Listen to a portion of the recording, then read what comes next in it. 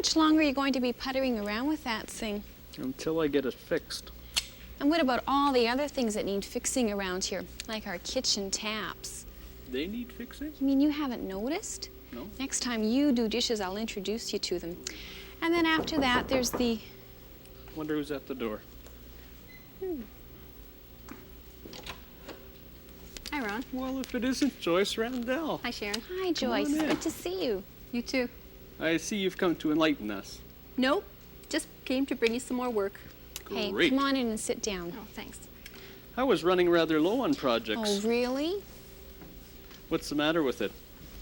I don't know. Doesn't work. I see.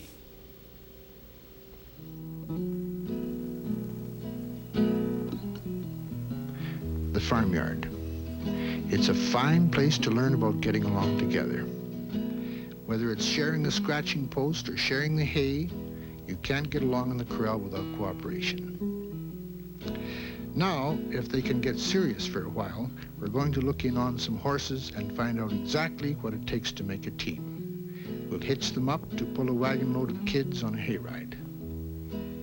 That's them. Mutt and Jeff. That's my team. They really know how to work together. I guess you'd have to say that training has made them what they are. But training isn't everything either. Even now, if they're not comfortable, I can't get much cooperation out of them. You've got to give them a thorough brushing down, not just for good looks, but to make them feel good. Get rid of bugs and burrs and things. If those things get under a harness, they can make it pretty sore. You ever tried walking with a stone in your shoe or with blisters? Well, here we free up the foot from all that junk and help make walking easier. Equipment is important. The whole load is anchored on that leather collar. It's got to be tight, but not pinching.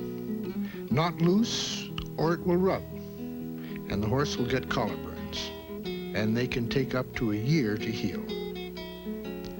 You don't want anything pinching. Remember, all that equipment can be like wearing a stiff pair of jeans.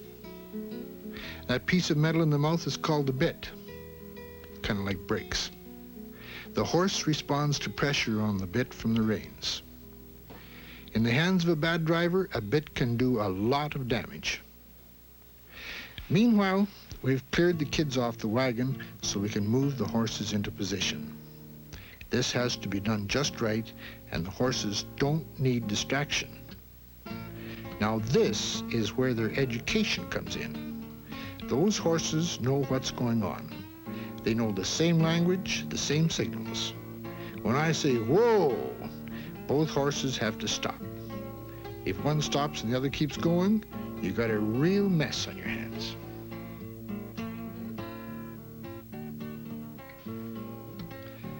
That crossbar is a neck yoke, and it steers the wagon. Otherwise, you lose control. By adjusting the traces, those red bars, we make sure the horses fit just right. The traces pull the wagon. We don't want the wagon bumping into the rear ends, or we don't want the wagon slipping out behind them.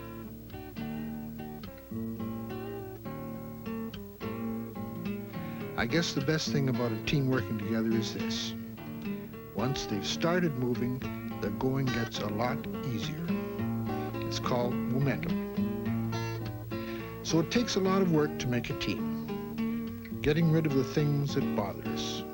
Then training, discipline, and obedience. Two different horses, all right, but they're a real team. When everything is right, they might as well be one.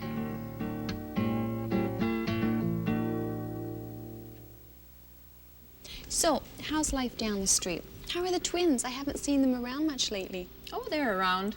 I guess they're at that stage where they'd rather be at their friend's house than at home. Though I can't say I blame them. Why? Are their friends' mums better cooks? No, Ron. At least cooking is one thing no one can fault me for. Ron still raves about the barbecue we had at your place last summer. It was terrific. It'd be nice to hear Jack rave about it once in a while.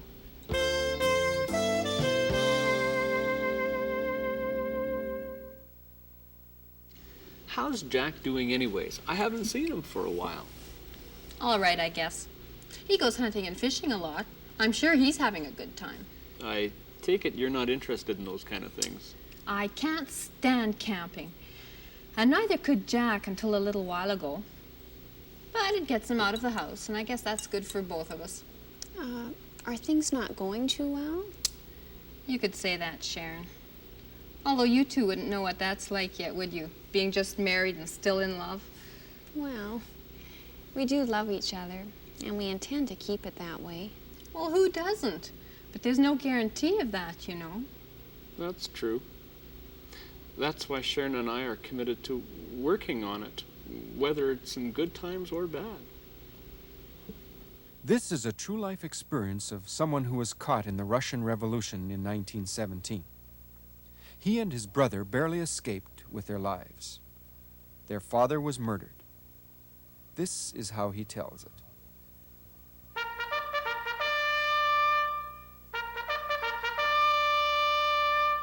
And the poverty, that was all at the end of the war. And then came the revolution in 1917.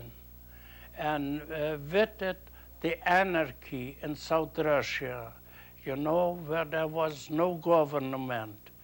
And the new regime in Moscow, they released all prisoners. And the prisoners were really the leaders of the bandits. And that was done in 1919 when my dad was murdered.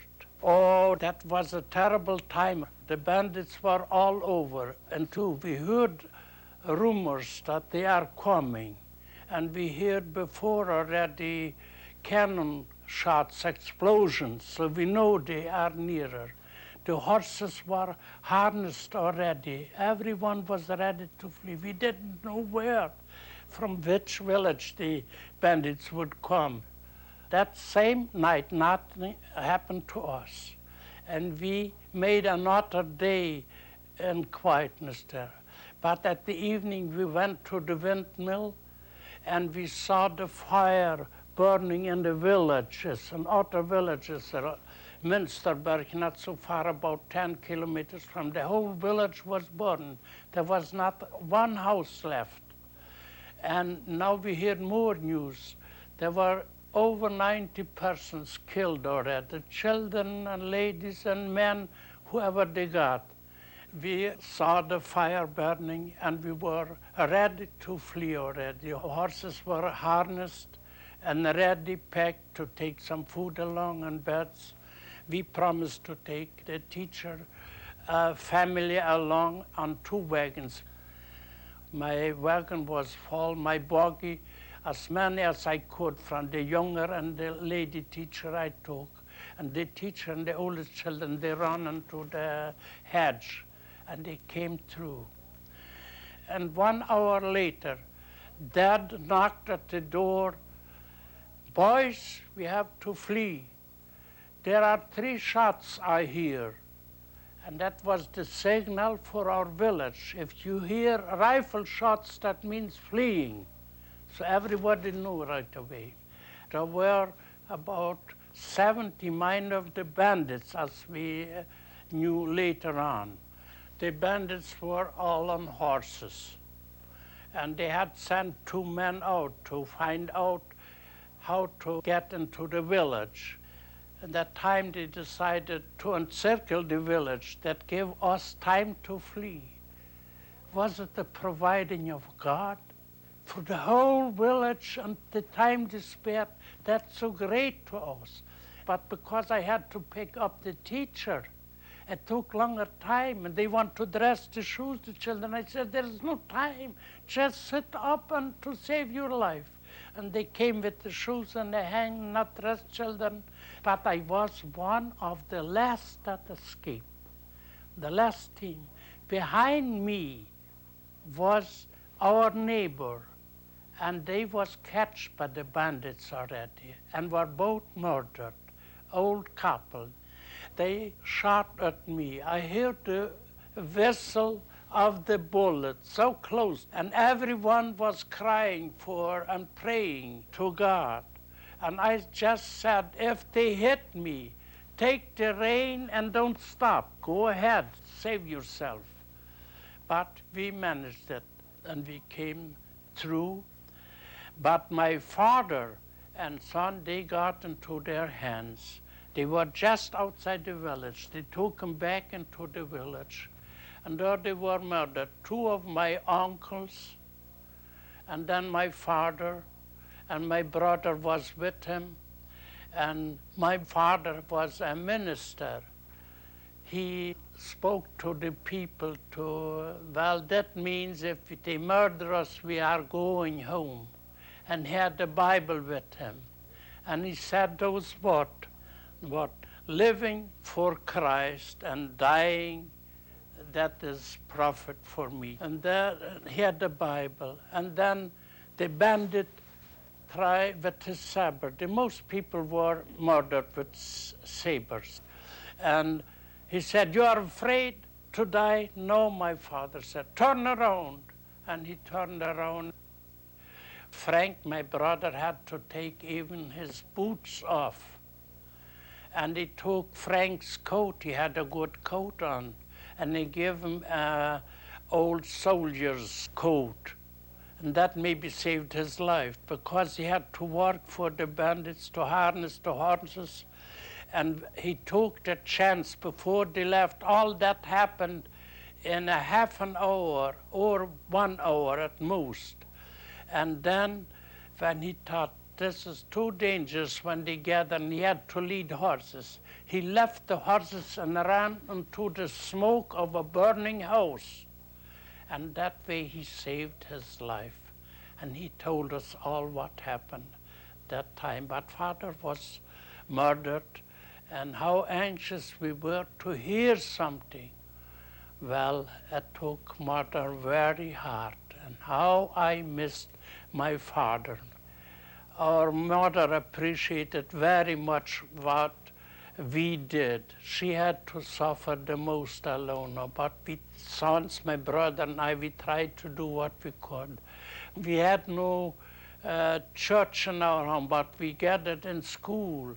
The school was overfilled. Everyone in the village wanted to be in this darkness of time relation with God. It was a very good, deep, from God's side, that led us a lot nearer to him, and it did a tremendous work among the whole colony, not our village and other villages too, all over. Oh, that hard time, that was the best tool in God's hand to lead us to him.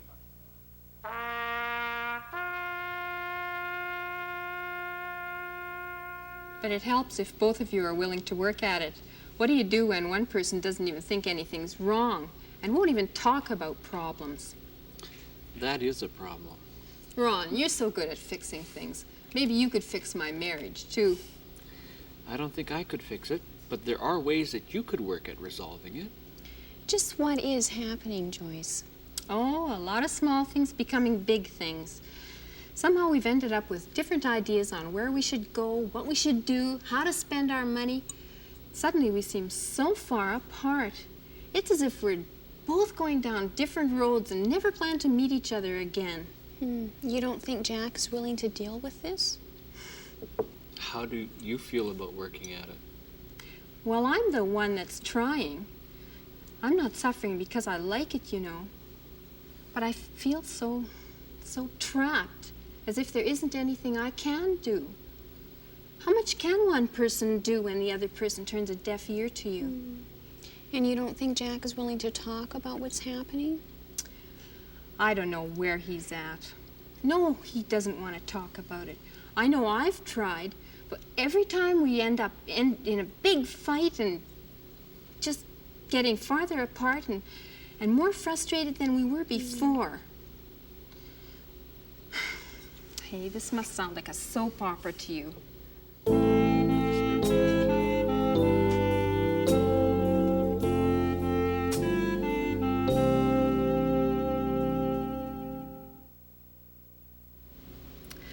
I'm sorry. I didn't come here to complain to you.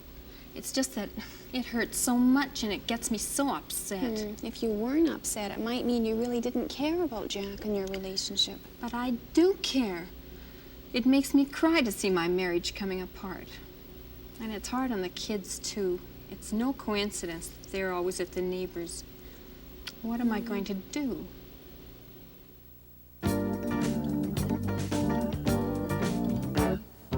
Life can be rough. There are hazards out there, like broken bones, for instance. A broken bone is usually caused by a direct blow or from an indirect force or twisting strain. Very few broken bones are simple to treat, and when a bone breaks, it is not just the bone alone that is affected. The tissue surrounding the bone is usually injured as well. When the break occurs, the bone fragments often separate. Arteries carrying blood in the area of the break are torn open. Blood leaks into the fracture area where it is trapped. Some of the active bone cells at the fracture begin to die. But the interesting thing is that immediately when the fracture occurs, the process of repair begins. The blood clots around the broken fragments and injured soft tissue. There is inflammation, swelling, and heat. There may be a fair bit of pain, but the healing process is underway.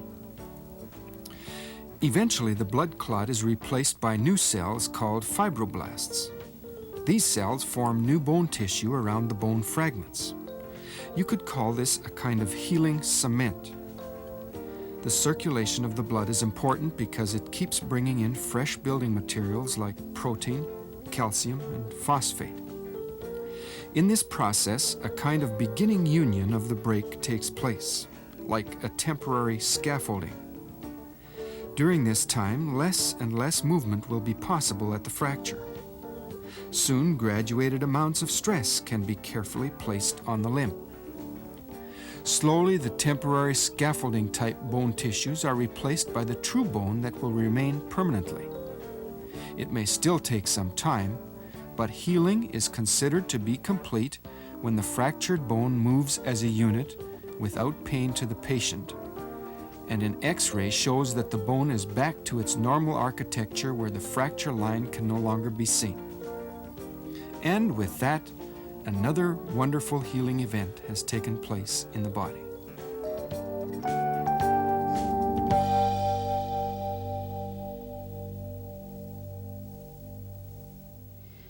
Well, what should I do? I think you just took a pretty big step in telling us about it. It's not something you can carry by yourself. It could destroy you. And maybe you should tell Jack about how anxious you are to work together on your marriage and that you love him. There are no easy answers. It's always easier to get into problems than it is to get out of them. But I feel so trapped, so alone. Ron and I would like to stand by you. And you have God.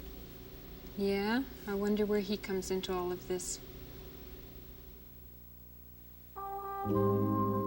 Rooftops. All kinds of them.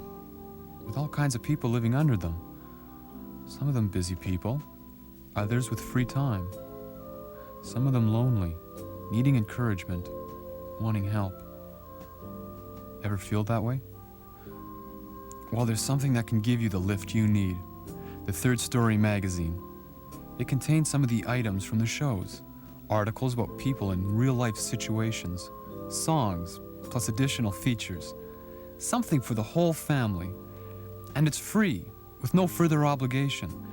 You can have it by writing to The Third Story, Box 2, Station F, Winnipeg, Manitoba.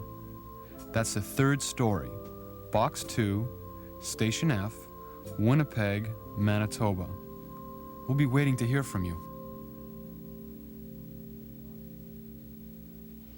It's not that God will give you any magic solutions either, but you can rely on Him for strength and for comfort.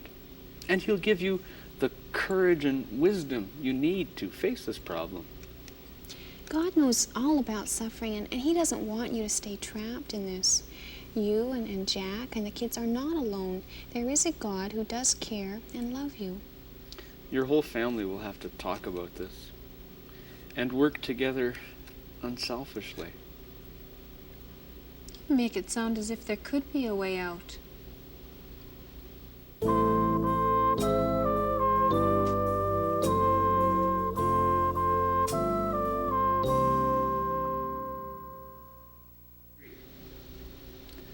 I believe there could be a way out, Joyce. There's a remarkable prayer in the Bible that speaks about a problem very similar to yours. Do you mind if I read it to you? I think I'd like that. Okay. It's one of the Psalms, and written by King David. This is what he says. O Lord, have mercy on me in my anguish. My eyes are red from weeping. My health is broken from sorrow. I am pining away with grief. My years are shortened, drained away because of sadness. My sins have sapped my strength. I stoop low with sorrow and with shame. But I was trusting you, O Lord. I said, you alone are my God. My times are in your hands. Rescue me from those who hunt me relentlessly. And then he says to the people who are around him, O love the Lord, all of you who are his people, for the Lord protects those who are loyal to him. So he says to the people, and maybe to you, so cheer up. Take courage if you are depending on the Lord.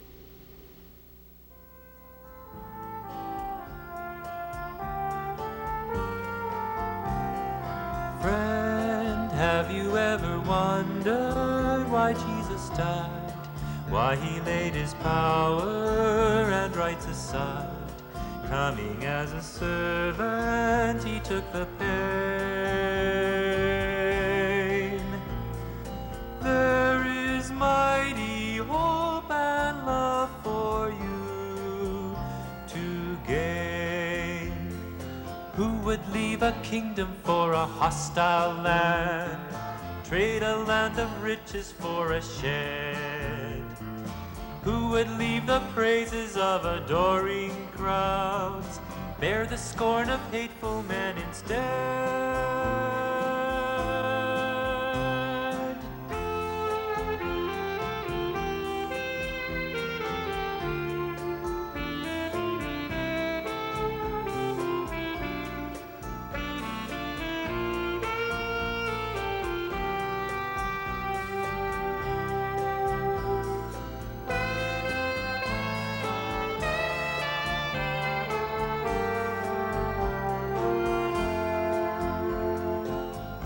Leave a kingdom for a crown of thorns? Who could follow through with such a plan, making such a rare and startling sacrifice? Jesus died to save the sinful man. Friend, have you ever wondered why Jesus died? Why he laid his power and rights aside? Coming as a servant, he took the pain. There is mighty hope and love for you to gain.